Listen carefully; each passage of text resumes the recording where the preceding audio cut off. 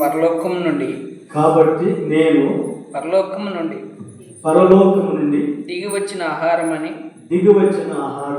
ఆయన చెప్పినందున యూదులు ఆయనను గూర్చి సనుగు కొనుచు ఈయన యేషపు కుమారుడైన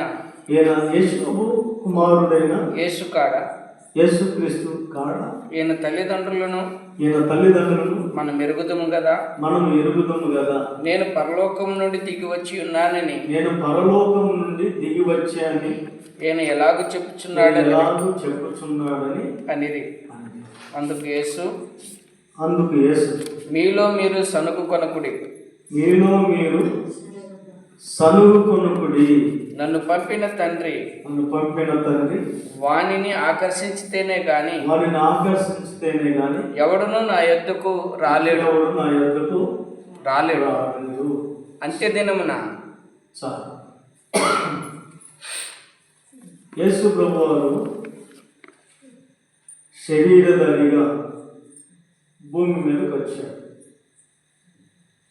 తండ్రి అయిన దేవుడు తన కుమారుడైన ఏకైక కుమారుడైన యేసుక్రీస్తు ప్రభువారిని ఈ భూలోకానికి పంపించాడు. ఎవరు జన్మించాడు? అమ్మా, యేసు ప్రభువారు ఎవరు జన్మించాడు? నాకు ఎందుకు వచ్చిన బాధయ్యా, నువ్వు చెప్తే చెప్పుకున్నానట్టు కూర్చున్నాను. తల్లి పేరేంటి? తండ్రి పేరేంటి? కానీ జన్మించింది మాత్రం తల్లికే కానీ తండ్రికి ఎట్టి సంబంధం లేదు. యేసు ప్రభు వారు శరీరధారి వచ్చినప్పుడు యూదుల దగ్గర ఈ విషయాన్ని తెలియజేశారు. ఏమన్నాడైనా? నేను పరలోకము నుండి దిగి వచ్చిన ఆహారమును నేనే చెప్పాను. ఎక్కడ దిగి వచ్చాడు? పరలోకం నుండి దిగి వచ్చిన ఆహారమును నేనే. అయితే యూదులు ఏమనుకుంటున్నారో తెలుసా? యూదులు ఏమనుకుంటున్నారంటే పరలోకం నుంచి దిగి వచ్చిన ఆహారం ఏంటి తెలుసా? మన్నా. మోసే కాలంలో పరలోకం నుంచి మన్నా దిగి వచ్చింది కదా, అదే కదా ఆహారం. మరి ఈయనెట్లా ఆహారం అయ్యాడు, నేను ఆహారం ఎట్లా అవుతున్నాడని యూదులు దేవుడు చెప్పిన విషయాన్ని వాళ్ళు అర్థం చేసుకోలేకపోయారు. గ్రహించలేక వారు ఏం చేశారంటే సనుగుకున్నారు. ఏం చేశారన్నా? యేసుక్రీస్తు సత్యం చెప్పిన యేసుక్రీస్తు మాటలు వినక, యేసుక్రీస్తు యొక్క మాటలకు లోబడక, యేసుక్రీస్తు చెప్పినటువంటి విషయాన్ని అర్థం చేసుకోలేక యూదులు ఏం చేశారంటే సనగొట్టు మొదలుపెట్టారు. ఇజ్రాయేల్ ప్రజలు ఎలాగైతే సనిగారో వీరు కూడా అలాగే సనిగారు. ఆయన ఏం చెప్పాడు? నేను పరలోకం నుండి దిగి వచ్చిన నిజమైన ఆహారాన్ని నేనే చెప్పాను. మరి ఎందుకు ఇలా చెప్పాడు? వాళ్ళకి అర్థం కావాలా? వారు భూ సంబంధమైన ఆహారం కొరకు ఆశ కలిగినటువంటి వారుగా ఉన్నారు. ఇక్కడ మనం 27వ వచనం నుండి చదివితే దయచేసి చూడండి. 27వ వచనం దగ్గర ఇక్కడే ఉన్నాం. ఈ అధ్యాయంలో యోహాను సువార్త 6వ అధ్యాయంలో ఉన్నాం. 27వ వచనం చదువుదాం. క్షయమైన ఆహారం కొరకు కష్టపడకుడి గాని నిత్య జీవము కలుగజేసే అక్షయమైన ఆహారం కొరకే కష్టపడుడి. దాని కొరకు మీరు కష్టపడాలి. దేని కొరకు? అక్షయమైన ఆహారం. చెప్పలేదు. ఏ ఆహారం అమ్మా? ఏ ఆహారం కొరకు కష్టపడాలి? కొంచెం గట్టిగా దగ్గర. మీరు విశారంగా ఉంటే నేను విశారంగా ఉంటే, మీరు నీరసంగా ఉంటే నేను నీరసంగా ఉంటాను. చెప్పండి, ఏ ఆహారం అంట? దేనికోసం కష్టపడమన్నారు? అదే తెలియదు చెప్తున్నా. అక్షయమైన ఆహారం కోసం మీరు కష్టపడండి. ఇప్పుడు మనం కష్టపడేది ఏంటికి? ఈ ఆహారం కోసమే. చెప్పండి, ఏ ఆహారము? పరలోకము నుండి దిగి వచ్చినటువంటి ఆహారం కొరకు మనం ఏం చేయాలంటే కష్టపడాలి. ఒకరోజు నెలలో ఒక రోజైనా మనం కష్టపడాలి, ఉపవాసం ఉండి కష్టపడాలి. చదవండి. వారు మేము దేవుని క్రియలు జరిగించుటకు ఏమి చేయవలనని ఆయనను అడగగా యేసు ఆయన పంపిన వాని యందు మీరు విశ్వాసం ఉంచుటయే దేవుని క్రియ అని వారితో చెప్పెను. దేవుడు ఎవరైతే పంపించాడో పంపిన వాని యందు మీరు విశ్వాసం ఉంచాలి. విశ్వాసం ఉంచుటయే దేవుని క్రియ అని వారితో చెప్పెను. వారు అట్లయితే మేము చూసి నిన్ను విశ్వసించుటకు నీవు ఏ సూచిక క్రియ చేయుచున్నావు, ఏమి జరిగించుచున్నావు, పూజించుటకు పరలోకము నుండి ఆయన ఆహారము వారికి అనుగ్రహించును అని రాయబడినట్లు మన పితరులు అరణ్యములో మన్నాను భుజించిరని భుజించిరని ఆయనతో చెప్పారు. కాబట్టి యేసు పరలోకం నుండి వచ్చు ఆహారము మోసే మీకు ఇయ్యలేదు, నా తండ్రియే పరలోకము నుండి వచ్చు నిజమైన ఆహారము, ఆహారము మీకు అనుగ్రహించుచున్నాడు, పరలోకము నుండి దిగి వచ్చి లోకమునకు జీవమునిచ్చినది. దేనికి? లోకమునకు జీవమును ఇచ్చినది దేవుడు అనుగ్రహించు ఆహారమై ఉన్నదని. అది ఆహారమై ఉన్నది. ఏ ఆహారం అండి? పరలోకం నుంచి దిగి వచ్చే మనందరికి ఇచ్చే జీవ ఆహారమై ఉన్నది. మీతో నిశ్చయముగా చెప్పుచున్నానే వారితో చెప్పెను. కావున వారు అంటున్నారు కదా, ప్రభువా ఈ ఆహారము పరలోకము నుండి వచ్చి చెప్పేవి ఈ ఆహారము ఎల్లప్పుడూ మాకు అనుగ్రహించమని కోరుకున్నాడు. ఏ ఆహారం కావాలని కొంచెం చెప్పాలి. పరలోకము నుండి వచ్చే జీవాహారం, పరలోకం నుండి వచ్చే జీవాహారం మాకు కావాలని కోరుకుంటున్నాను. మాకు ఆహారం కావాలని కోరుకుంటున్నాను. విషయాలన్నీ చెప్పుకుంటూ వచ్చిన తర్వాత యూదులకు అర్థం కాల. ఎవరికి? ఎందుకు అర్థం కాల? ఆయన ఎందుకు అర్థం కాలేదంటే పరలోకం నుండి వచ్చాను అంటే పొరపాటు నమ్మట్లు వాళ్ళు. యేసు ప్రభువు శరీరధారికి వచ్చాడు కదా, యేసపు కుమారుడు కదా, మరియ కుమారుడు కదా, వడ్లవాడు కదా, ఇక్కడ ఉన్నవాడు కదా, తిరిగినవాడు కదా అని యేసుక్రీస్తు ప్రభువు వస్తే శరీరధారికి వచ్చిన విషయాన్ని వాళ్ళు గమనించలేకపోతున్నారు. లేఖనాలు నెరవేర్చడానికి వచ్చాడు ఆయన. లేఖనాలు ఇప్పటికి మీరు గమనించిన కదా, యూదులు ఇంతవరకు కూడా యేసయ్య కొరకు వస్తాడో ఇంకా చూస్తున్నారు వాళ్ళు. తెలుసా? యూదులు ఇంకా యేసయ్య వస్తాడని చూస్తున్నారు వాళ్ళు. యూదులు చెదరగొట్టబడినటువంటి యూదులు ఉన్నారు. ఇప్పుడు మనం సమకూర్చబడాలి. ఈ యూదులు యేసుక్రీస్తును నమ్మలేని స్థితిలో ఉన్నారు. యేసయ్య ఇంతగా చెప్పిన యేసయ్య మీదనే సరిగారు. సత్యాన్ని చెప్పిన యేసయ్య మీద సనగటం ప్రారంభం చేశారు. యూదులు ఎలాగైతే సరిగారు, యూదులు ఎలాగైతే సనగని గుసగుసలాడారు, యూదులు ఎలాగైతే దేవుడి మాట అంగీకరించలేదు, యూదులు ఎలాగైతే యేసయ్య మీద వారు విశ్వసించలేకపోయారో, ఈరోజు చాలా మంది యేసుక్రీస్తు ప్రభువారు మన కొరకు మరణించి తిరిగి లేస్తున్న యేసయ్య మన కొరకు వచ్చాడని ఎరిగారు. కానీ ఎరిగిన మనలో చాలా మంది పూర్తిగా యేసయ్య మీద విశ్వాసం ఉంచలేకపోతున్నారు, నమ్మకం ఉంచలేకపోతున్నారు, దేవుడి వాక్యానికి దూరమైపోతున్నారు, దేవుడి పని కొరకు సనుగుతున్నారు, దేవుడి పని విషయంలో గునుగుతూ ఉన్నారు, దేవుడి పని కొరకు ధారాళంగా దేవుడి సన్నిధికి రాలేకపోతున్నారు. యూదులు చెప్పి వెళ్ళలేకపోయారు. పరలోకం నుంచి పంపబడిన ఆహారమును నేనే, జీవాహారము, మీ అందరికి జీవాన్ని ఇవ్వడానికి వచ్చాను, మీ అందరికి కార్యం జరిగించడానికి వచ్చానని యేసయ్య శరీరం ఉన్న దినాలలో వీళ్ళందరికీ ప్రకటించిన వీళ్ళకి అర్థం కాల. ఏం చేశారంటే వీళ్ళు సనగటం ప్రారంభం చేశారు. ఏం చేశారంటే సనుగుడు. ఏమని చెప్పాడు ఆయన? నేను జీవాహారం పరలోకం నుంచి పంపబడ్డానని చెప్పిన వాళ్ళు సనగటం ప్రారంభం చేశారు. ఈరోజు పరలోకం నుంచి పంపబడిన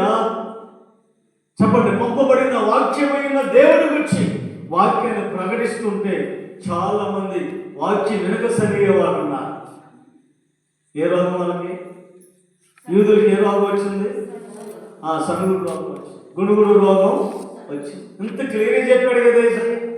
ఎంత చెప్పిన వాళ్ళకి అర్థం కాదు. జీవాహారం నేనే, మీకు నిత్య జీవం ఇవ్వడానికి వచ్చాను, పరలోకం నుంచి పంపబడిన వాడిని నేనే, ఈ ఆహారం మీకు ఇస్తానంటే ఆ ప్రజలు కొంతమంది మాకు ఆహారం కావాలని చెప్పినా, నేనే చెప్పినా యూదులు పొరపాటును అర్థం చేసుకోలేకపోయారండి. ఏం చేయలేదండి? నేను అంటాను కదా, యూదులే కాదు, ఈరోజు క్రైస్తవులు కూడా వేసిన సంపూర్ణంగా అర్థం చేసుకోలేకపోతున్నా. నిజమైన ఆహారం నేనే, ఈ ఆహారం తిని చెప్పిన రక్తం తాగిన వాడే నాకు పాత్రుడు, అంచెదినమని నేను వారిని లేబుదని చెప్పాడు. చెప్పిన మాటను నమ్మిన మనము ఆ మాటను ఎందుకు విశ్వసించలేకపోతున్నా, దాని ప్రకారం ఎందుకు చేయలేకపోతున్నా, ఆ వాక్యాన్ని ఎందుకు మనం అనుసరించలేకపోతున్నాం, ఆ వాక్యాన్ని ఎందుకు మనం పునాదేసుకోలేకపోతున్నాం? ఈరోజు క్రైస్తవ జనంగా యేసు చెప్పాడు కదా, నేనే మార్గము, నేనే సత్యము, నేనే జీవమన్నాడు. పరలోకం నుంచి పంపబడిన ఆహారము నేనే.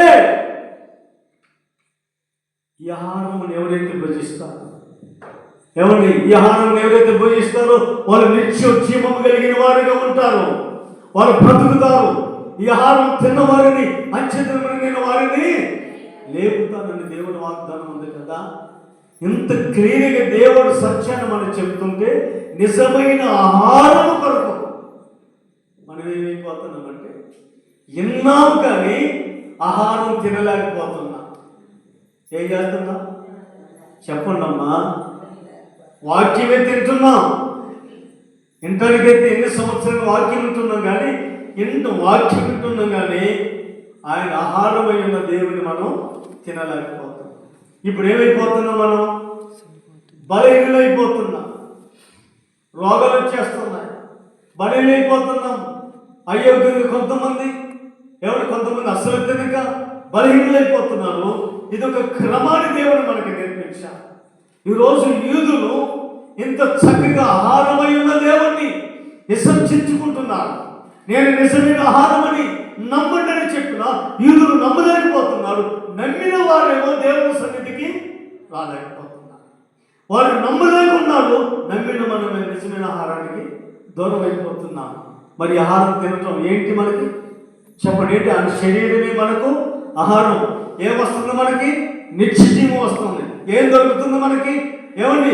ఈ నిత్య జీవం దొరుకుతుంది. ఇంక ఏంటి అంటే అంచెదినమన్న ఆహారం తిన్న వాళ్ళందరూ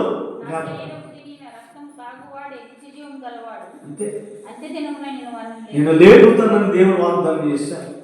ఈ యోహాను సువార్త 6వ అధ్యాయంలో యూదులు మొట్టమొదటిగా ఈ విషయం చెప్పినప్పుడు సనగటం ప్రారంభం చేశారు.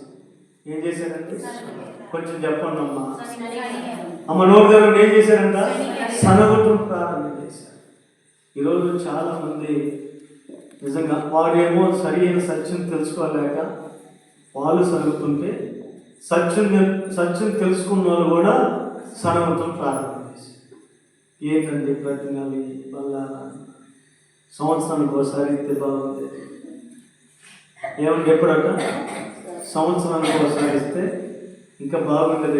జనవరిలో ఇచ్చేస్తే మళ్ళీ జనవరిలో ఇస్తే నెలలకు ఉపవాస ప్రార్థన లేకుండా ఉంటుంది. కొంతమంది బాధ, కొంతమంది బాధ, ఎవరు బాధ వాళ్ళకి. చూడండి, ఈరోజు నిత్య జీవం కలిగినటువంటి ఆ సన్నిధిలో ఉండవలసిన ప్రజలు చాలా మంది దూరం అయిపోతారు. ప్రభునందు ప్రియమైన దేవుడుగా దేవుడు వాక్యం చెప్తుంది, యూదులు సరిగినట్లుగా యూదులు అర్థం చేసుకోలేక ఎలాగైతే ఉన్నారో ఈరోజు మనస్థితి క్రైస్తవ ప్రపంచం కూడా ఈ క్రమాన్ని అర్థం చేసుకోలేకపోతున్నారు, క్రమాన్ని పాటించలేక పోతున్నట్లుగా బైబిల్లో మనం చూస్తున్నాం. ఇక రెండో విషయానికి వస్తే 58వ వచనం చదువుతాం. దయచేసి 58వ వచనం చదువుతాం. ఇదే పరలోకము నుండి దిగి వచ్చిన ఆహారము. ఇదే పరలోకము నుండి దిగి వచ్చిన ఆహారము. పితరులు మన్నాను తినియు చనిపోయినట్టు కాదు. ఆ, ఈ ఆహారము తినువాడు ఉమ్, ఎల్లప్పుడూ జీవించునని ఆ. నిశ్చయముగా మీతో చెప్పుచున్నాను. చెప్పుచున్నాను. ఏమన్నాడు ఆయన? పరలోకము నుండి వచ్చా పరలోకము నుండి వచ్చిన ఆహారము తింటే ఆహారము తింటే ఎల్లప్పుడూ ఇక నిత్య జీవం. చెప్పాలి మాట్లాడకంతే. ఇది అర్థం చేసుకుంటే ఈ వాక్యం అర్థం లేదు, కష్టం. చదువుతూ ఉంటాం, మళ్ళీ అర్థం కాదు. ఇదే పరలోకం నుండి దిగి వచ్చిన ఆహారము. 52 వచ్చింది చదువు. యూదులు అమ్మ ఎవరంట? యూదులు. ఈయన తన శరీరమును ఎలాగో తిననీయగలడని తన శరీరాన్ని ఎలాగో తిననీయగలడని ఎలా తిననీయగలడని ఒకరితో ఒకడు వాదించిరి. ఒకరితో ఒకరు ఏం చేస్తున్నారంట? కావున ముందేం చేశారు యూదులు? ముందేం చేశారు? సనగటం ప్రారంభం చేశారు. సనగదా లేదా? అందరి నాలు అయిపోయింది. అలవాటు చేసుకోవాలి. కంటే పగలంత పని చేస్తున్నా నైట్ అంటే మనకు రెండు లవలో కావాలా? స్తోత్రం చెప్పండి. సంపూర్ణ రాత్రి ప్రార్థన చాలా హుషారు. మీరు వాడిపోతే మేము వాడుకోవాల్సి వస్తుంది. స్తోత్రం. హల్లెలూయా. నెంబర్ 1, యూదులు సనగటము ప్రారంభం చేశారు. నెంబర్ 2, వాదించారు. ఏం చేశారు? ఒకరితో ఒకడు వాదించి ఒకరితో ఒకరు వాదన దిగారు. ఏమండి, ఈయన శరీరాన్ని తినడానికి ఎట్లా మనకు అవకాశం ఇస్తారు? మనం ఎలాంటి శరీరాన్ని తినాలి? దేవుడు ఆత్మ సంబంధముగా చెప్తున్నా, పరలోక విషయాలు చెప్తున్నా, ఈ భూమి మీద ఉన్నటువంటి భూ సంబంధమైన ఆలోచనలు కలిగిన వారికి పర సంబంధమైన విషయాలు పొరపాటున అర్థం కావు. ఆత్మీయులకు మాత్రమే పర సంబంధమైన విషయాలు అర్థమవుతాయి. ఈ యూదులు భూ సంబంధమైన ఆలోచనలు కలిగి ఉన్నారు. దేవుని పర సంబంధమైన విషయాలు ఆయన క్రియలు చెప్తుంటే ఈ భూ సంబంధమైన మనుషులకు పొరపాటుని అర్థం కావట్లేదు. ఎవరు మన యేసుక్రీస్తుని గురించి భూ సంబంధమైన వారు చెప్తే ఏమర్థమైంది? వాళ్ళకి ఏమన్నా అర్థమైందా? వాళ్ళకి ఏమర్థం కాదు. వీళ్ళు కూడా నా శరీరము తింటారు అంటే వీళ్ళు ఏమనుకుంటున్నారు? కుక్కలాగా బీక్కొని తింటున్నా, గట్టి బీక్కొని తింటారు. నీకు అర్థం కాదని చెప్తున్నా అంటే శరీరాన్ని గుంజుకొని తిన్నెత్తలేమన్నా? బతుకున్న దగ్గర పోయి శరీరం తింటే ఊరుకుంటారా? చచ్చిపోయిన దగ్గరికి పోయి తింటే ఏమండవు. వీళ్ళ అర్థం ఏంటంటే భూ సంబంధమైన ఆలోచనలే, పర సంబంధమైన ఆలోచనలు వీళ్ళకి లేవు. ఈ రోజున మనము ఆత్మ సంబంధమైన వారిగా ఉన్నామా, భూ సంబంధమైన వారిగా ఉన్నామా? మనకు మనము కూడా వాళ్ళు ఎలాగైతే ఒకరికొకరు వాదాలకు ఎలాగైతే ఉన్నారో ఈరోజు చాలా మంది క్రైస్తవులు కూడా ఇది ఎందుకు ఇలా చేస్తున్నారు, ఇది ఎందుకు ఇలా చేస్తున్నారు, ఇలా కాదే అలా కాదని వాదనలు పెట్టుకునే వారు చాలా మంది. ఏ విషయం చెప్పాడు దేవుడు అక్కడ? నా శరీరాన్ని అని చెప్పాడు కదా. యూదుల విషయం మొదటి విషయం కూడా అలాగే చెప్పాడు. అర్థం కాదు. ఆ మైనందరూ వాక్యం తర్వాత ఆ నదిలే అగ్ని బొరలేదు, ఆ తిన్నది అరగాలంట, అందుకే బొరులుతుంది. స్తోత్రం చెప్పండి. యూదుల విషయం చేస్తే ఏం చెప్పారు? సరిగా ఇక్కడ ఏం చేశారు? వాదించడం మొదలు పెట్టారు. ఇక్కడ ఏం చెప్పాడు యేసయ్య? నా శరీరం ఉంటుంది. చదవండి అంతే. ఎలా తిననీయగలని వాదిస్తున్నారు. ఎందుకు ఈ వాదన పెట్టుకున్నారు? ఎందుకంటే 47వ వచనం చదవండి. 47 నుంచి 51 చదవండి. త్వర చదవాలి, మీకు అర్థం కావటానికి. విశ్వసించువాడే వింటాడు కదా. విశ్వసించువాడే నిత్య జీవం గలవాడు. చెప్పాలి. అందరికి వచ్చి దగ్గర చెప్పండి. నేను మై పని చేయనా మంచున్నా. విశ్వసించిన వాడే నిత్య జీవం గలవాడు. చెప్పండి ఇప్పుడు. విశ్వసించిన వాడే విశ్వసించిన వాడే నిత్య జీవం కలిగిన వాడు. విశ్వాసం లేనోడు వాడు నిత్య జీవం లేదు. ఇప్పుడు ఏం చెప్పాడు యేసయ్య? ఈ విషయం చెప్పినప్పుడు ఏం చేయాలా? విశ్వసించాలా లేదా? వీళ్ళు ఏమనుకుంటారు, బతుకున్నాను ఎక్కడ బీక్కొని తింటారు, ఎక్కడ బీక్కొని తింటారు అనుకుంటారు. ఇంత క్లియర్గా అర్థమయ్యేటట్టుగా దేవుడు చెప్తున్న ఈ ప్రజలకి ఏమి ఇప్పుడు మనల్ని కూడా అర్థం కావట్లా. ఎక్కడ దాకా, ఎందుకంటే బాప్తిసం పొందినటువంటి ఈ సంఘ సభ్యులకి అర్థం కావట్లా. అని శరీర రక్తానికి దూరం అయిపోతారు. భయం లేదు వాళ్ళకి. భయం లేని వాళ్ళకి ఏం చెప్తాం? భయం లేని వాళ్ళకి, వాక్యం అర్థం కాని వాళ్ళకి ఏం చెప్తాం? ఈ యూదులకి ఎలాగైతే అర్థం కాలేదు వాక్యం, దేవుడు సత్యం, దేవుడి ఆహారం, దేవుడు ఎట్లయితే అర్థం కాలేదో ఈ రోజు ప్రపంచ క్రైస్తవులు కూడా అర్థం కావట్లా. అర్థం కావట్లేదండి వాక్యం. అర్థం కావట్లేదు, అర్థమయ్యి ఒకవేళ చేయట్లేదు, అర్థం కావట్లేదు. దేవుడి రాజ్యం ఎలా వస్తుంది మనకి? దేవుడి రాజ్యం ఎలా దొరికింది మనకి? ఏమని ఏం చేయాలి? కష్టపడాలి, శ్రమను అనుభవించాలి, దేవుడి క్రమాన్ని పాటించాలి, దేవుడు వాక్యానికలో పడాలి. ఇప్పుడు దేవుడి వాక్యం ఏం చెప్తుంది? 47వ వచనంలో, విశ్వసించువాడే నిత్య జీవం అది విశ్వసించిన వాడే నిత్య జీవం గల ఏ విశ్వసించాలి?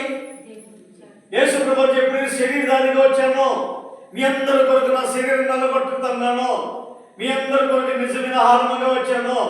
ఇప్పుడు నేను మరణించి తిరిగి లేచిన తర్వాత నన్ను జ్ఞాపకం చేసుకున్న కొరకై మీరేం చేయాలి? రొట్టెలు చేసుకున్నది నా శరీరముగా ఎంచుకుని దాన్ని మీరేం చేయాలి? జ్ఞాపకం దాన్ని మీరు తీసుకోవాలి. అది తినాలని చెప్పాడు.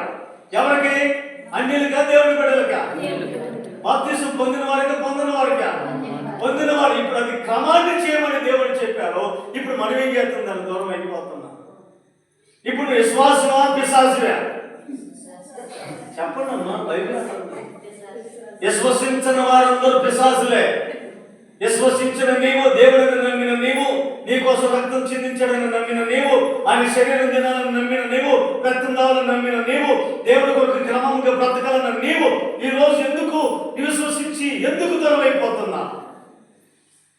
దేవుడి బాధది, దేవుడి కష్టమది, దేవుడి శ్రమది. దేవుడికి దూరం అయిపోతున్న ప్రజలను చూసినప్పుడు దేవుడు బహుగా బాధపడుతున్నాడు, దుఃఖపడుతున్నాడు, వేదన చెందుతున్నాడు. ఈ యూదులకు ఎలాగ అర్థం కాలేదు రోజు వరకు? అన్యులైన మనకెందుకు అర్థం కావట్లా? అన్యులైన ఉన్న మనల్ని పరిశుద్ధాత్మ దేవుడు మనందరూ సమకూర్చాడు. యేసు రక్తం చేత కరగబడి సిద్ధపరిచాడు. దేవుడి శరీర రక్తానికి మనమందరూ సిద్ధపరుస్తుంటే ఈ రోజు మనం ఏం చేస్తున్నామంటే విశ్వాసం నుంచి సన్నగిలిపోతున్నాం, భక్తిలో సన్నగిలిపోయి, ప్రార్థనలో సన్నగిలిపోయావు. దేవుని పట్ల ఆశ లేదు, ఆసక్తి లేదు, మందిరం పట్ల ప్రేమ లేదు, ఆసక్తి లేని ప్రజలైపోయావు. ఇప్పుడు ఏమైపో దేవుడికి దూరం అయిపోతున్నాము, లోకానికి దగ్గరే. ఇక లోకానికి దగ్గర దేవుడు ఏం చేస్తాడు? కరెంటులో బాబట్టి నేను పట్టుకుంటాను, పట్టుకుని దేవుడు చేస్తాడు. గద్దించినోడికి ఏ బాధ లేదు కదా, ఎన్నోడికే కదా కష్టం అమ్మా. అంతేనా కాదు? బైబిల్ అది చెప్తాం. 47 వచ్చిన చదువు జాగ్రత్తగా ఉందాం. ఇందాక మనం చదివాం కదా, 6 వచ్చిన 41, 43 వచ్చిన చదివాము. దానికి ఆన్సర్ ఏంటంటే 27 వచ్చిన నుంచి 47 వచ్చిన దానికి ఆన్సర్ ఉంటుంది అక్కడ. ఇప్పుడు మనం 52 వచ్చిన చదివాం కదా, ఈ 52 వచ్చినానికి ఆన్సర్ అంతా ఇక్కడ. ఎక్కడి నుంచి 47 నుంచి 51 వరకు ఇక్కడ ఆన్సర్ దొరికిందా? విశ్వసించువాడే నిత్య జీవము గలవాడు. విశ్వసించువాడే నిత్య జీవము కలిగిన వాడు. జీవాహారము నేనే. జీవాహారము, మళ్ళీ చెప్తున్నా, జీవాహారము నేనే. మీ పితరులు అరణ్యములో మన్నాను తినను చనిపోయిరి. మన్నాను తిని వాళ్ళు చనిపోయారు. మనం ఆయన శరీర రక్తం తినడం మనం తెచ్చుకోవాలి. మనకేం కావాలా? ఓ సంబంధమైన ఆహారం ఉంటే చాలు. ఈ ఆహారం తినొద్దు అంటున్నా. నెలకు ఒకసారి 30 రోజులు మనం పొట్టకేసేటి ఏంటిది? భోజనం. నెల ఒక్క రోజే కదండి తినండి. యేసుక్రీస్తున్నాము ఆమె. ఒక్కరోజు ప్రభు కొరకు మనకు ఎంత ఇస్తే ఎంత భాగ్యం. నేను అంటాను, ఒకరోజు ఉపవాస ప్రార్థన చేస్తే నీకు ఆరోగ్యంగా ఉంటావు, నువ్వు కూడా ఆరోగ్యంగా ఉంటావు తెలుసా, నువ్వు కూడా క్షేమంగా ఉంటావు. ఏమన్నా, ఎందుకంటే పొట్టలు మొత్తం పొద్దున్న లేకూడదు. చాలా ఇబ్బంది. ఈ తిని తిని తిని తిని అందరికి వస్తుంది ఏంటిది? షుగర్. రంగు మారిపోతుంది. ఎక్కడ చూసినా ట్యాబ్లెట్లు ఏంటి మిగతా షుగర్ పిల్లలు. ఎవరు? బైబిల్ ఏం చెప్పింది? ఏ ఆహారం తినమని చెప్తుంది? బైబిల్ జీవాహారం అంటుంది. అసలు చదువు కంటిన్యూ. మీ పితరులు అరణ్యంలో మన్నాను తినను చనిపోయిరి. ఏం చేశారట? మన్నాను తిన్నారు కానీ చనిపోయారు. ఓకే, దీనిని తినువాడు, ఇప్పుడు అంటాడు దీనిని తినువాడు చావకుండునట్లు పరలోకము నుండి దిగి వచ్చిన ఆహారం ఇదే. పరలోకం నుంచి దిగి వచ్చిన ఆహారం ఇదే. పరలోకము నుండి దిగి వచ్చిన జీవాహారమును నేనే. ఎవడైనను ఈ ఆహారము భుజించితే ఎవడైనను ఏ కులస్తుడైనా ఏ మతస్థుడైనా ఎవడైనను రక్షించబడ్డ తర్వాత, దేవుని బిడ్డగా మార్చబడ్డ తర్వాత, ఆడవాడైనా మగవాడైనా రక్షించబడ్డ ప్రతి ఒక్కరు ఎవడైనను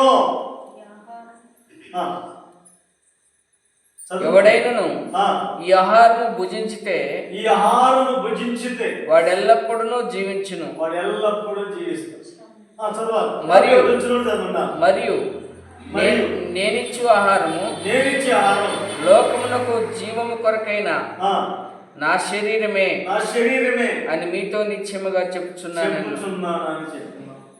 ఈశాలని చెప్తే వీళ్ళేం చేశారు? ఇప్పుడు చెప్పండి, ఏం చేశారు? వాదించడం మొదలు పెట్టారు.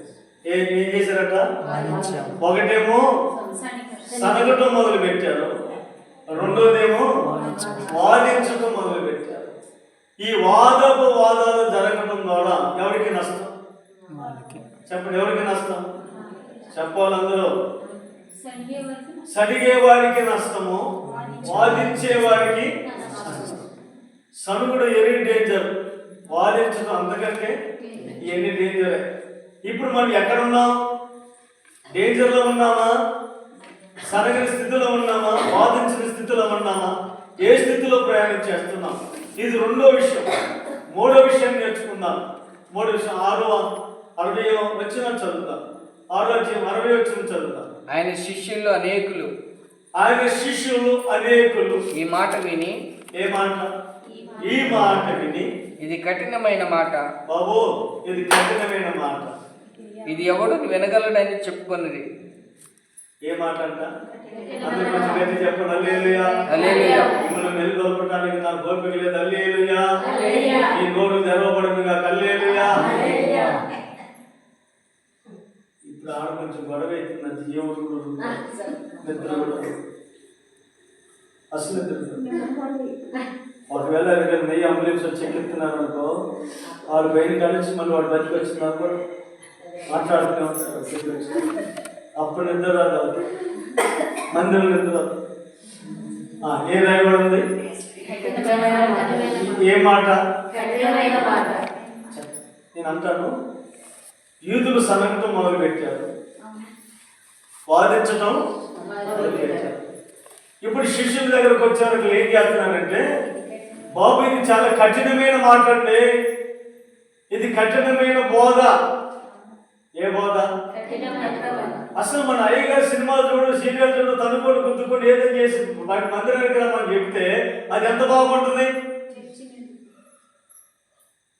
మరి ఇంత కఠినమైన మాట ఏంటి? ఇప్పుడు శిష్యులు అంటారు, అయ్యా నీ శరీరం తినాలి, నీ రక్తం తాగాలి అని చెప్తున్నా.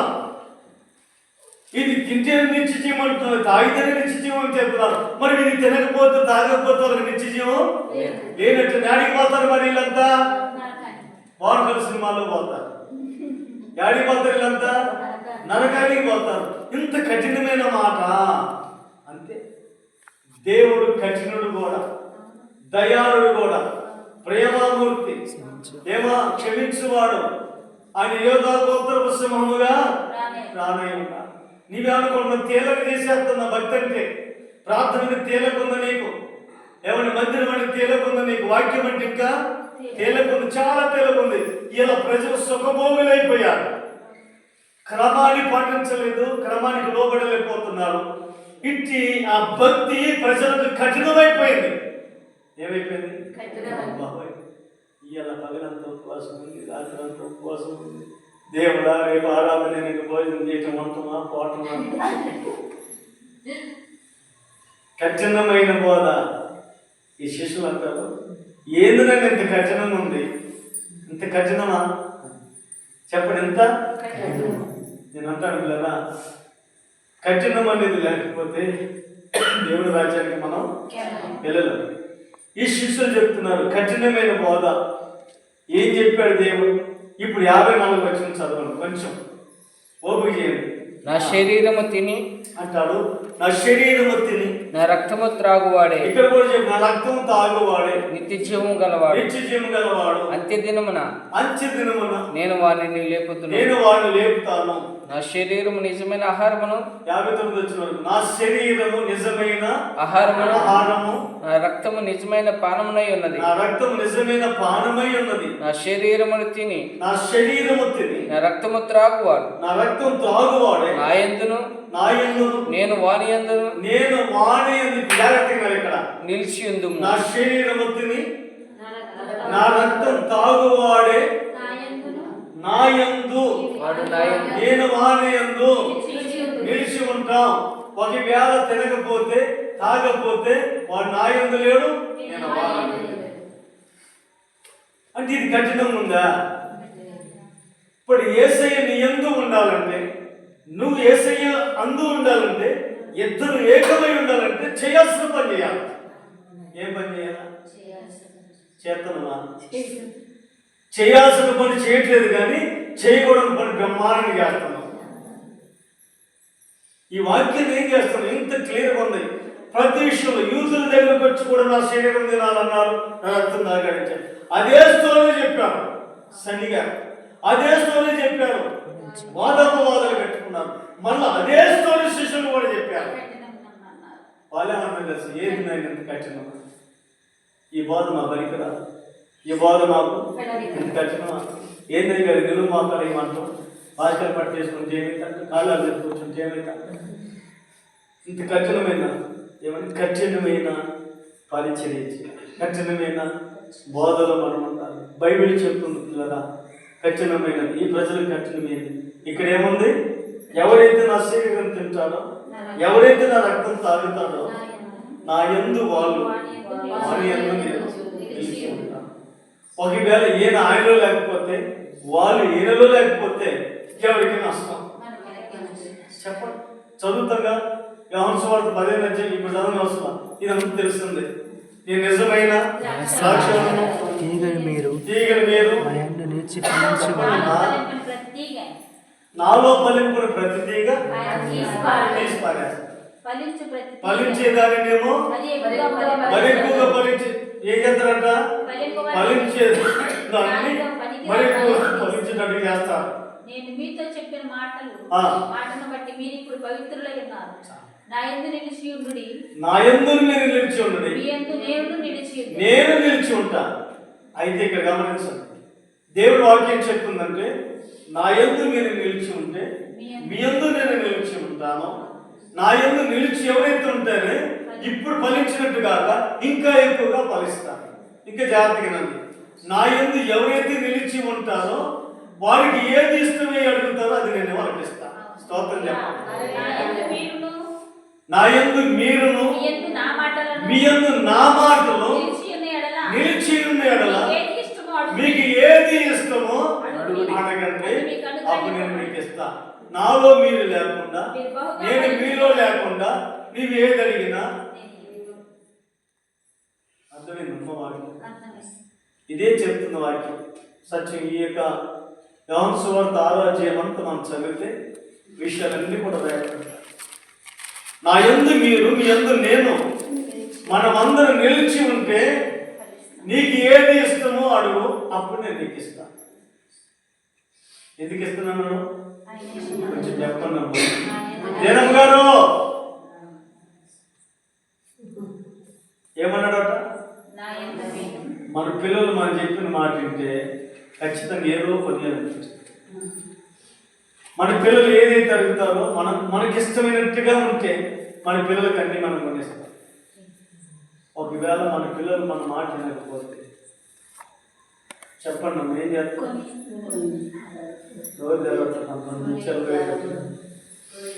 మన పిల్లలు మన మాట వినకపోతే ఏం చేస్తాం? మాధవి కలిసి ఏం చేస్తాం? చెప్పండి.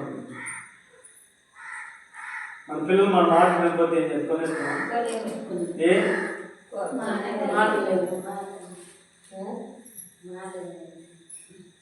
మరి మనం ఏం చేస్తున్నాం? ఆయనకి ఏది ఇష్టమో అది మనం చేయాలి. ఇప్పుడు ఆయనకి ఏది ఇష్టం, ఏం చేయమని చెప్పాడు? నా శరీరము తిని నా రక్తం తాగమని చెప్పాడు. ఇప్పుడు వీళ్ళేమంటున్నారు? ఇది కఠినం అంటున్నారు. అసలు ఈ ఉపవాస ప్రార్థన బ్యాన్ చేస్తే బాగో, సుప్రీం కోర్టు నుంచి ఆర్డర్ వస్తే బాగు అన్నట్లుగా ఉన్నా. దీన్ని బట్టే కదండి సుప్రీం కోర్టు కూడా వచ్చింది. దీన్ని బట్టే కదండి ప్రపంచం అన్ని వచ్చింది. బైబిల్ నుంచే కదా. ఈరోజు ప్రజలు కఠినముగా ఉన్నారు. దీని ఆన్సర్ 59 వచ్చిన వరకు మీరు ఇంటికి వెళ్ళి చదవండి. అద్భుతమైన మాట్లాడబడింది. మూడో విషయం, ఒకటేమో సనగటం ప్రారంభం చేశారు, రెండోదేమో వాదించడం ప్రారంభం చేశారు. ఉన్నయ సంఘాలలో దేవుడు ఏం చెప్పాడు? ఈ విషయాన్ని ఖచ్చితంగా చెప్తే సనగటం ప్రారంభం చేశారు. విషయాన్ని నా శరీరం తిని రక్తం తాగమని చెప్తే వాదించడం ప్రారంభం చేశారు. విషయం శిష్యులు కూడా చెప్తే వాళ్ళు కూడా ఏం చేశారు?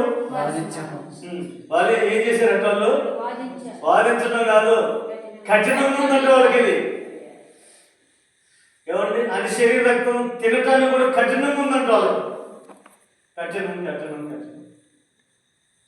ఇక 4వ విషయానికి వచ్చేవరకల్లా ఈ యోహాను సువార్తలో 66వ వచనం చదువుతాం. 6వ అధ్యాయం. ఈ అధ్యాయం ఉందాం, ఎట్లా వెళ్ళొద్దు. ఈ అధ్యాయం మనం నేర్చుకుందాం. ఇక్కడ 66వ వచనం చదవండి తమ్ముడా. అప్పటి నుండి ఆయన శిష్యుల్లో అనేకులు వెనక తీసి మరి ఎన్నడూను ఆయనను వెంబడింపలేదు. మరి ఎన్నడూ కూడా ఏమైపోయారు? ఏమైపోయారు? నేను అంటాను కదా, దేవుడి మాటను పెడచెవులు పెట్టి దేవుడు చెప్పింది చేయలేక, దేవుని వెంబడించలేక, దేవుడి కొరకు జీవించలేక, దేవుని రాజ్యం కావాలని ఆశ ఉంది కానీ చివరికి ఏమైపోయారు తెలుసా? వాళ్ళు అసలు ఎప్పుడు కూడా వెంబడించలేక వెనకబడిపోయారు. ఏమైపోయారు వీళ్ళు? ఆత్మీయులుగా ఎదగవలసిన క్రైస్తవులు ఎక్కడ పడ్డారో తెలుసా? వీళ్ళు వెనకబడ్డారు కానీ డబ్బులు అయితే వెనకేసుకుంటున్నారు. ఏసైకి వెనకబడ్డారు, డబ్బులు అయితేనేమో భర్తను వేరేసుకున్నారు, 4 రూపాయలు వెనకేసుకుంటున్నారు. మరి ఇక్కడేం రాయబడింది బైబిల్లో? ఏమైపోతుంది కదా, దేవుడికి వెనకైపోయారు, దేవుడి సన్నిధి నిర్లక్ష్యం ఉండిపోయారు, దేవుడి సన్నిధి అనుభవించలేకపోతున్నారు, దేవుడి కొరకు జీవించలేకపోతున్నారు. చదువుతున్న మాట మరోసారి 16 వచ్చిన చదువుదాం. అప్పటి నుండి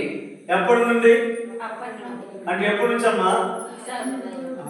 ఎప్పుడైతే వచ్చిన ఆలయ పేరు అని చెప్పి కానుంది. అప్పటి నుండి ఆయన శిష్యులేని మనమే కదా. ఎవరు మనం? మనమందరం ఎవరు? నిజమేనా?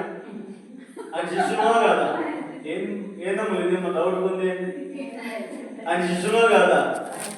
ఎట్లయినా మీకు అర్థం కదా? సరే, మీకు అర్థం కాదంటే మీరు మత్తయి సువార్త 28వ అధ్యాయం 28వ వచనం చూస్తారు ఒకసారి చదువు. తెలియాలి కదా వాక్యం. ఏదమ్మా మీ ఇద్దరు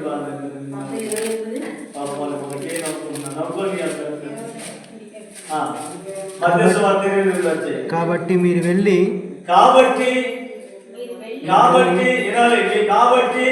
మాట్లాడుతున్నారు. కాబట్టి మీరు వెళ్ళి సమస్త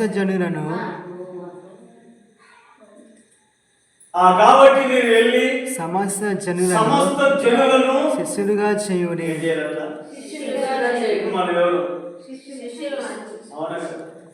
ఇప్పుడు ఈ శిష్యులంతా ఏరి అమ్మ ఏదమ్మా నేను చెప్తాను. ఒకవేళ మనకి ఇది సులభంగా ఉండొచ్చు, నవలాటగా ఉండొచ్చు, మన జీవితంలో ఎవరైతే వెనకబడిపోతున్నారో, ఎవరికైతే ఆశ లేదు, ఆసక్తి లేదు, దేవుడికి దూరమై తప్పిపోయిన కుమారుడు అలాగే ఎంతమంది వెళ్ళిపోతున్నారో వెళ్ళిపోతున్నారు. నేను అంటాను, కొంతమంది తప్పిపోయిన కుమారుడు తిరిగి వచ్చినట్టుగా తిరిగి వచ్చి, తప్పిపోయిన కుమారుడు తిరిగి వచ్చిన తర్వాత మళ్ళీ తప్పిపోలేదు. చాలా మంది తప్పిపోయి తిరిగి వచ్చి మళ్ళీ తప్పిపోతున్నారు. తప్పిపోతున్న నీ జీవితానికి అది నీవే నష్టం చేసుకుంటున్నా. బైబిల్ చెప్తుంది, నువ్వు ఏదైతే ఎత్తుతావో ఆ పంటనే వస్తావు. భక్తిని ఎత్తుతున్నావా, ప్రార్థన ఎత్తుతున్నావా, విశ్వాసం ఎత్తుతున్నావా, ఉపవాసం ఎత్తుతున్నావా, ఆసక్తిని ఎత్తుతున్నావా, పరిచయం ఎత్తుతున్నావా, ప్రభు పని ఎత్తుతున్నావా, ఆత్మ సంపాదనే దానిని ఎత్తుతున్నావా, కన్నీటిని ఎత్తుతున్నావా? ఏది ఎత్తుతే ఆ పంటను వస్తావు. ఏ రోజు నీరసం ఉన్నావా, ఏ రోజు దేవుని దూరమైపోతున్నావా, ఆసక్తి లేదా, అనాలోచనగా ఉందా, దేవుని పని చేయలేకపోతున్నావా, దేవుని సన్నిధికి రాలేకపోతున్నావా, నెలకు ఒకసారి శరీరంతో పాల్గొనలేకపోతున్నావా? నువ్వు ఏదైతే ఎత్తుతున్నావో ఆ రోజు అదే పంటను. ఈరోజు ఈ ప్రజలు ఏమండి, ఎంత కఠినమైనదా, ఎంత కఠినమైన శిశువులు ఏ రోజు కూడా వెంబడించలేకపోయారు, దేవుడికి దూరమైపోయారు. ఏ రోజు ప్రజలు, రక్షించబడ్డ ప్రజలు కూడా దేవుని వెంబడించలేక దేవుడికి దూరమైపోతున్నారండి. అంటే వీళ్ళు ఎక్కడికి దగ్గరైపోతున్నారు? లోకానికి దగ్గరైపోతున్నారు, అపవాదికి, వాడి భక్తికి, వాడి బోధకు దగ్గరైపోతున్నారు, వాడి మాటలకు దగ్గరైపోతున్నారు. కానీ యేసయ్య మాటల దగ్గర మరి ఎలా ఉండాలి? ఏ స్థితిలో ఉండాలి? 4 విషయాలు నేర్చుకుంటూ వచ్చాం. ఒకటి, వాళ్ళు సనగటం ప్రారంభం చేశారు. రెండోది, వాదించడం ప్రారంభం చేశారు. మూడోది, ఇంత కఠినమైన మాటలా అని యేసయ్యకు దూరమైపోయారు. దేవునికి దూరమైపోతున్నారు. ఈరోజు చాలా మంది అండి, ఒక వాక్యం, ఒక మొదటి వర్తమానమే కావచ్చు, రెండో వర్తమానమే కావచ్చు, ఆ వర్తమానాలు బాణాలను గుచ్చుకుంటుంటే ఆ ప్రజలు ఏమైపోతున్నారో తెలుసండి, వారు మనుషులు కఠినం చేసుకుని దేవుని దూరం అయిపోతున్నారు.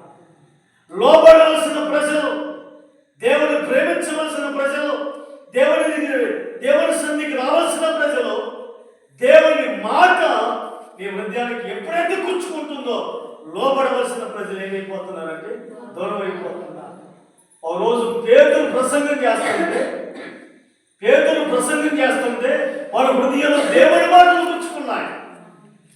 వాళ్ళు ఏమైంది పారిపోలా? ఉందా బైబిల్లో? ఎక్కడుంది? అపోస్తలుల గ్రంథం 2వ అధ్యాయం 37వ వచనం. 37వ వచనం చదువు జాగ్రత్తగా. వారు ఈ మాటలు విని హృదయంలో నొచ్చుకొని, సహోదరులారా ఇప్పుడు మేము ఏం చేయాలి? పేతురును కడమ అపోస్తలుని అడగగా పేతురు అన్నాడు కదా, మీరు మారు మనసు పొంది పాప క్షమాపణ నిమిత్తమై ప్రతి వాడు యేసుక్రీస్తు నామమున బాప్తిసం పొందురని పేతురు ఎప్పుడైతే ప్రకటించాడో 3000 మంది బాప్తిసం తీసుకున్నారు. హల్లెలూయా. కానీ ఈ రోజు మనుషులు ఖచ్చితమైపోయినారు. వాక్యం వినిన వారిలో అనేకులు నమ్మిరి. వారిలో పురుషుల సంఖ్య ఇంచుమించు 3000 మంది. 3000 మంది అండి పురుషుల సంఖ్య. ఈరోజు మనం ఎలా ఉన్నాం? 5000 మంది. ఏంటంట? మొత్తం మీద రక్షించబడ్డటువంటి వారు ఒక ప్రసంగం విన్నారు, మన హృదయాల్లోకి వెళ్ళిపోయింది దేవుని వాక్యం. ఎంత లోబడ్డారు? ఈ రోజు ఎన్ని సంవత్సరాలు వాక్యం విన్నా లోబడలేకపోతున్నారు, ఆయనని వెంబడించలేకపోతున్నారు, ఆయన వాక్యాన్ని ప్రేమించలేకపోతున్నారు, ఆయన వాక్యానికి లోబడలేకపోతున్నారు. వాక్యం 2 చెవులతో వింటున్నారు, కానీ వాక్యం హృదయాల్లోకి. ఈరోజు వీళ్ళు వాక్యం విన్నారు, దేవుడు చెప్పి నేనే శరీరం, నా శరీరం తినండి, నా రక్తం తాగండి, నేను నిజమైన ఆహారము, నేను నిత్య జీవాన్ని ఇస్తాను, మీరు నాతో, నేను మీతో ఉంటానని ఇంత విషయాలు చెప్పిన కఠినమైన మాటలని యేసుని వెంబడించడానికి వెళ్ళిపోయారు. ఉందండి బైబిల్లో. ఉంది. అదేనా మనం చదివిన తప్ప మళ్ళీ చదువులో మాట్లాడతారు సార్ 66వ వచనంలో. అప్పటి నుండి ఈ విషయం చెప్పిన కాదు నుండి ఆయన శిష్యుల్లో అనేకులు వెనక్కి తీసి మరి ఎన్నడూను ఎన్నడూ కూడా పొరపాటు నన్ను వెంబడించలేదు. చూద్దామన్న వాళ్ళు కనిపించదు. వీళ్ళు ఏమనాలండి? వీళ్ళు ఏ చేయాలా?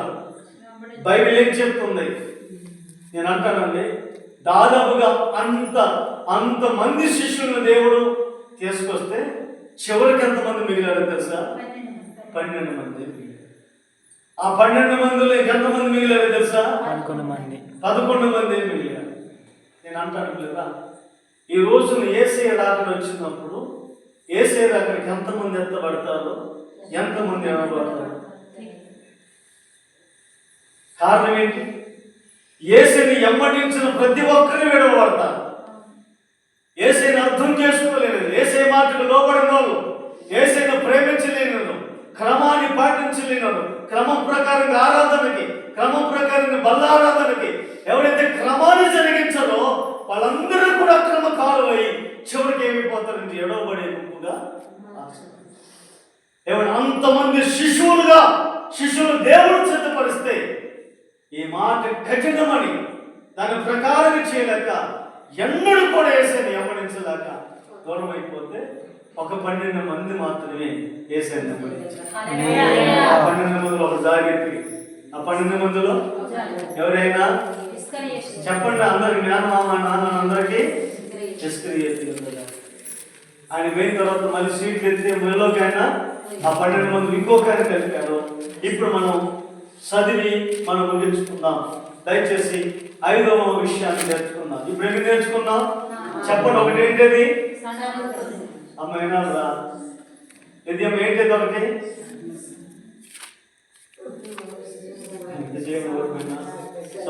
సనగటం.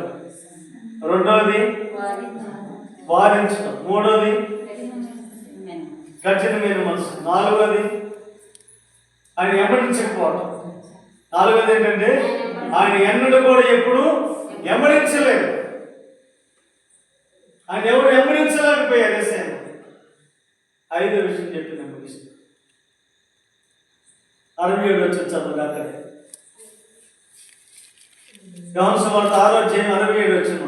కాబట్టి యేసు మీరు కూడా వెళ్ళిపోవాలని ఉన్నారా? ఇప్పుడు అంటాడు కదా, కాబట్టి యేసయ్య అమ్మ ఈ రాత్రి వచ్చారు కదా, మీరు కూడా వెళ్ళిపోదాం అనుకుంటున్నారా అని అడుగుతాను. ఆ 12 మందిని ఇప్పుడు వేసంటే మీరు కూడా వెళ్ళిపోదాం అనుకుంటే, అయ్యా దవ క్రీస్ పెట్టి పోదాం, నిద్ర బాగా వస్తుంది అనుకోని వస్తుంది. ఏమవుతుంది? కండుగప్పుడు ఒకవేళ తేలుద్దామన్నా, కండుగప్పుడు సపోర్ట్గా మాకు కొంచెం ఇబ్బందిగానే ఉంటుంది. కారణం ఏంటి తెలుసా? ఒక పూట నిద్రకి ఆగలేము, ఒక పూట ఆకలి కూడా. 5వ విషయం చెప్పి తప్పకుండా ముగిస్తుంది. జాగ్రత్తగా విన్నాం. ఈ వాక్యం వింటేనే మనం జీవించాలి. మన ఆత్మీయ జీవితంలో ఎలా ఉంటుంది, ఆత్మీయ పరిస్థితి ఎలా ఉంటుంది? ఇప్పుడు యేసుప్రభువు కదా కఠినమైన మాట అనుకొని అందరూ నన్ను వెంబడించుకొని వెళ్ళిపోయారు. మిగిలిన శిష్యులతో యేసుప్రభువు అంటాడు, మీరన్నా అన్నాడు ఆ మాట. చదవండి తమ్ముడా. కాబట్టి యేసు మీరు కూడా వెళ్ళిపోవాలని ఉన్నారా? చెప్పండి అని. నేను కదా మిమ్మల్ని అట్లా యేసుప్రభువు శిష్యులను అడుగుతున్నాడు. ఏమన్నాడు? మీరు కూడా వెళ్ళిపోవాలని ఉందా? 12 మందిని అడగగా 12 మందిని ఏకకంఠంగా యేసుప్రభువు అడిగితే, యేసుప్రభువు 12 మంది శిష్యులను అడిగితే సీమోను పేతురు అంటాడు, ప్రభువా ఎవరి యొద్దకు వెళుదుము? అసలు నీ గాడికి పోవాలయ్యా, నీవే ఎవరి దగ్గర పోవాలా? సుబ్బారావు దగ్గర పోయావా? అప్పారావు దగ్గర పోయావా? ఎక్కడ పోవాలయ్యా? మేము ఆడికి పోవాలనుకున్నాం. మేము ఎక్కడ పోయినా నువ్వొక్కడివే నిత్య జీవము కలిగిన దేవుడు. స్తోత్రం. నువ్వే పరలోకం ఇచ్చే దేవుడు. నువ్వు నశించిపోతున్న మమ్మల్ని ఎందుకు రక్షించిన దేవుడు అయ్యా. నిన్ను తప్ప నిన్ను విడిచి మేము ఎక్కడికి పోగలమో అని చెప్తున్నాడు. ఇదండి దేవుడిని సత్యం ఎరిగిన వారు, దేవుడిని వెంబడించేవారు. అయ్యా, ఆదివారం మేము ఎక్కడికి వెళ్ళాలి? నెలకొకసారి బల్లారాధన మేము ఎక్కడికి వెళ్ళాలి? నీ దగ్గరికే వస్తాము, నిండా వెంబడిస్తాము, నువ్వు చెప్పిన మాట వింటాము, నువ్వు చెప్పిన మాట ప్రకారం మేము జీవిస్తామయ్యా. యేసు వెంబడించే గుంపు కావాలి, సనిగేవారు కాదు, వాదించేవారు కాదు, ఏమని కఠినమైన మనసు కలిగిన వారు కాదు, ఏమని వెంబడించకుండా ఉన్నవారు కాదు. ఇప్పుడు అంటారు కదా, నీవే మాకు దిక్కయ్యా. స్తోత్రం హల్లెలూయా. నీవే మాకు. పేతురు గారు చెప్తున్నారు, ఏమన్నారు తెలుసా? చదువుతాము. సీమోను పేతురు, ప్రభువా ఎవని యొద్దకు వెళ్ళుదము? మీ ఎవరి దగ్గర పోవాలయ్యా? నీవే నిత్య జీవపు మాటలు గలవు, నీవే నిత్య జీవపు మాటలు గలవు దేవుడవు, నీవే దేవుని పరిశుద్ధుడు అని, నీవే దేవుని పరిశుద్ధుడు అని మేము విశ్వసించి ఎరిగి ఉన్నామని ఆయనతో చెప్పాను. అందుకు యేసు, నేను మిమ్మల్ని 12 ఏర్పరచుకోలేదా? 12 మంది మిమ్మల్ని ఏర్పరచుకోలేదా? మీలో ఒకడు సాతాను అని వారితో చెప్పాను. అంతే. ఏం చేశారు? నేను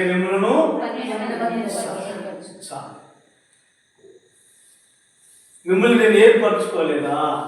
ఇప్పుడు నేను అంటానండి, యేసయ్య చెప్పాడు కదా, మన ఎవరు అంటే ఏర్పరచబడిన వారు. ఈ లోపల ఎంతమంది లేరండి? జ్ఞానులు, గొప్పవారు, పాండిత్యం కలిగిన వారు, అందసందం కలిగిన వారు ఎంతో మంది ఉన్నారు. కానీ యేసయ్య అంటాడు, నేను మిమ్మల్ని ఏర్పరచుకోలేదా? ఇప్పుడు మనం ఎవరో తెలుసా? ఏర్పరచబడిన వారు. యేసయ్య ప్రేమించి ఎన్నుకొని మనమందరినీ ఏర్పరచుకున్నాం. పెద్ద పేరు కొంతమందిని, జనికోల నుంచి కొంతమందిని, చెప్పండి రైనోల నుంచి కొంతమందిని, అక్కడక్కడ నుంచి కొంతమందిని. ఏర్పరచబడిన వారందరూ ఎక్కడ ఉండాలట? చెప్పండి. దేవుని యేసంటాడు, నేను మిమ్మల్ని ఏర్పరచుకున్నవాడు. మనం ఏర్పరచబడిన వారు. ఏర్పరచబడిన మనం ఏరుగా ఉండదు. ఏర్పరచబడిన మనం దేవుడికి దూరం అయిపోవాలి. ఏర్పరచబడిన మనం సనిగేవారుగా ఉండదు, వాదించేవారుగా ఉండదు. దేవుడి మీద కఠినమైన మనసు కలిగిన వారుగా ఉండదు. మనం వాళ్ళు వెంబడించకుండా పోయినట్లుగా దూరమైన వారిగా ఉండదు. కానీ నీ ఎవరి దగ్గరికి వెళ్ళాలయ్యా? నీవే మాకు శాశ్వతం, మీరే నాకు జీవం, మీరే మాకు రాజ్యం, మీరు తప్ప మాకెవరు లేరయ్యా అన్నటువంటి అనుభవంలోని మనం ఎప్పుడైతే ఉంటామో తప్పకుండా దేవుడు మనం దీవిస్తాం. స్తోత్రం చెప్పండి. యేసయ్యా, నేను మిమ్మల్ని చెప్పండి. నేను మిమ్మల్ని ఏ యోగ్యత ఉందండి? మనం ఏ యోగ్యత ఉంది? దేవుడు ఎందుకు ఏర్పరచుకున్నాడు మనల్ని? సహోదరులారా, మిమ్మల్ని పిలిచిన పిలుపును చూడండి. మీలో లోకరీతిని జ్ఞానులైనను గనులైనను గొప్ప వంశం వారైనను అనేకులు పిలవబడలేదు. కానీ ఏ శరీరియు దేవుని ఎదుట అతిశయపడకుండా ఉన్నట్టు జ్ఞానమును సిగ్గుపరచుటకు లోకములో నుండి ఎర్రి వారిని మనల్ని దేవుడు ఏర్పరచుకున్నాడు. బలవంతులైన వారిని సిగ్గుపరచుటకు లోకములో బలహీనులైన వారిని దేవుడు ఏర్పరచుకున్నాడు. ఎన్నికైన వారిని వ్యర్థము చేయుటకు లోకములో నీచులైన వారిని, తుణీకరింపబడిన వారిని, ఎన్నిక లేని వారిని దేవుడు ఏర్పరచుకుని ఉన్నాడు. స్తోత్రం చెప్పండి. గొప్ప దేవుడు. ఇదే సత్యవాక్యము ప్రకటించబడుతుంది. హంసవార్త ఆరాధ్యం చేయాలి. ఎవరు వేయమంటే దేవుడు ఇష్టపూర్వకంగా మనల్ని ఏర్పరచుకున్న దేవుడు. మనం ఎవరు చెప్పండి? దేవుడి దృష్టిలో ఏర్పరచబడిన వారమా కాదా? మాట చెప్పండి, నేను ముగిస్తా. దేవుడి దృష్టిలో మనం ఏర్పరచబడిన వారమా? ఏర్పరచబడిన వారు ఎవరితో ఉండాలా? ఏర్పరచుకున్న దేవుడితోనే ఉండాలా. మనం ఏమైపోతున్నాం? ఏర్పరచబడినటువంటి దేవుడితో ఏకమై ఉండవలసిన మనం ఏరైపోతాం, దేవునికి ఏరైపోతాం. ఇంకెంత ఏరైపోతే నీ జీవితం అంత ఆత్మీయ స్థితిని నష్టపరుచుకుంటా. ప్రేమిని దేవుని బిడ్డలారా, ఈ రాత్రికాల సమయంలో యోహాను సువార్తలో చాలా విషయాలు ఉన్నాయి. దాని అధ్యాయంలో చాలా చాలా చాలా చాలా విషయాలు చక్కగా రాయబడి పొందుపరచబడి ఉన్నాయి.